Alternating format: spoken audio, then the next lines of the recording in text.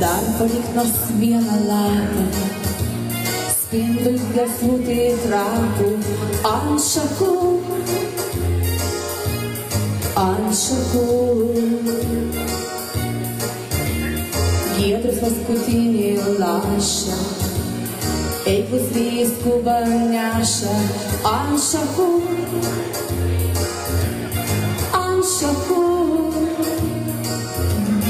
Kam nusineši aukštai, aukštai į saulę, visą žavesį pageltusio pasaulio.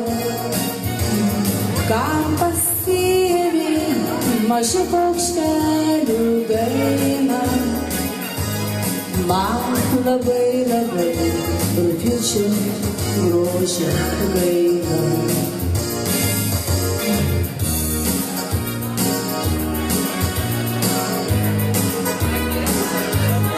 Ant šakų,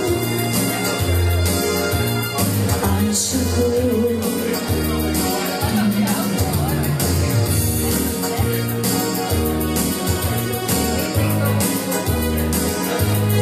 Ant šakų, ant šakų. Kam nusineši aukštai, aukštai į saulę, visą žavesį pageltusio pasaulio.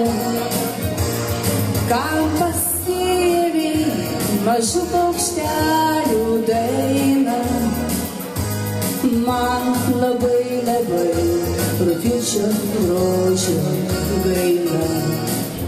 Mintis kurti dziudo buvo ne mano vieno. Pirmiausia, tai prieš tai dirbo čia graikų romėno arba klasikinių imtynių treneris, amžinatilsį Donatas Žvirblis, ir man atvykus į Ukmergę mes subūrėme pradžioje iš jo auklėtinių buvusios sportininkus į grupę, o po to pradėjome rinkti naujosius. Tai buvo nauja sporto šaka, kadangi Lietuvoje tik buvo pradėjusi 1971 metais kultivuoti, tai pradėjo mažieji sportininkai domėtis ir labai daug jų pradėjo rinktis, paskui pradėjo po biškutėlį byrėti, bet ši sporto šaka labai įsiskiepijo į Ukmergės sporto visuomenę ir labai greit buvo pirmieji rezultatai.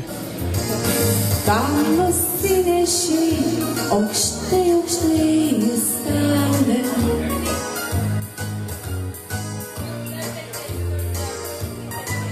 kokie jūsų įsimintiniausi auklėtiniai, ką daugiausiai pasiekė? Vis tiek per tiek metų, vis tiek visų neatsiminsi, bet patys tokie mylimiausi.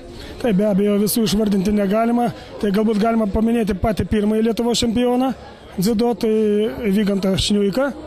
Ir aišku savaime Europos ir pasaulio prizininkus Karolį Ušinską, bei Europos jaunimo prizininką ir pasaulio suaugusių prizininką Marių Paškevičių. Taip pat ir merginos buvo labai pajėgios. Merginos pradėjo kultivuoti 1992 metais dziudo. Tai Europos prizininkės Kristina Tutlytė, Neringa Godėnaitė, Renata Zabielo ir daugelis kitų Lietuvos pirmenybių nugalėtų ir prizininkų.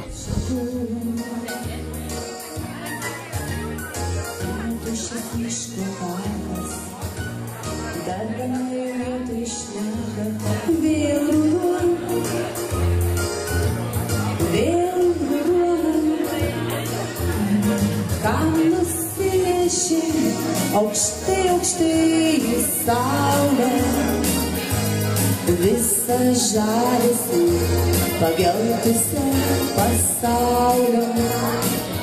Pusbrolis sportavo ir, ką žinau, sako, įdomu nuveik, tėvukas nuvedė. Kas pirmas treneris? Pirmas Rimas Lenartavičius. O dabar?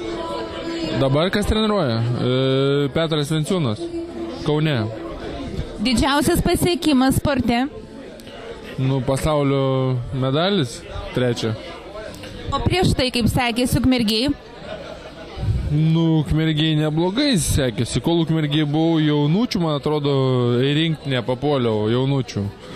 Ir tada ten į elitų pakvietė, ir tada prasidėjo. Bet viskas pradžioje, aišku, pradžia buvo Ukmergėj. kam paskėmė mažų paukštelių dainą. Man labai Ukmergė Lietuvos kontekste gana stipriai atrodo.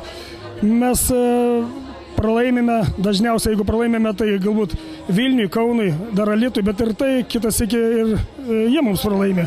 Bet prizininkų tarpe kiekvienais metais mes būname, tik tai tas, kad pas mus problemas yra su saugusiu sportu, nes baigia mokyklas mūsų jaunieji sportininkai, išvažiuoja mokytis į kitus miestus ir jie tampa kitų miestų sportininkais, startuoja už kitus miestus, tampa Lietuvos čempionais prizininkais, bet garbė vis tik tai mums, kadangi pradininkai mes jau buvom. Taip pat ir Marius Paškevičius tapo pasaulio prizininku jau būdamas kauniečiu, bet aš jį ugdžiau 8 metus iki pasaulio Europos prizininko.